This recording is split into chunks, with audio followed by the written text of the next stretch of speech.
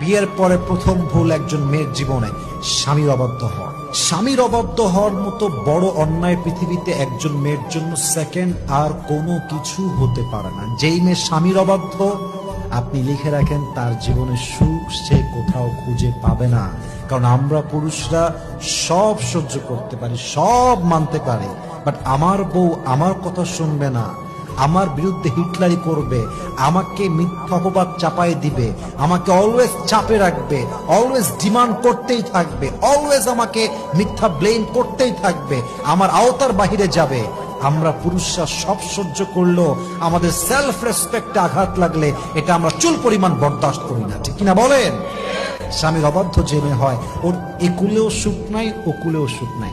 আপনি যদি স্বামীর অবাধ্য হন, এই স্বামী আপনাকে তালাক দেবে, আপনি সেকেন্ডলি আবার বিয়ে করবেন, ওখানে আবার মানবেন না, ওখানে আপনি আবার তালাক খাবেন, কি লাভ? অতএব বিনয়ী হন, স্বামীর কাছে নিজেকে একদম বিলীন করে দেন। স্বামী আমাকে যা বলবে হালাল হলে আমি মানতে বাধ্য, ঠিক কিনা বলেন?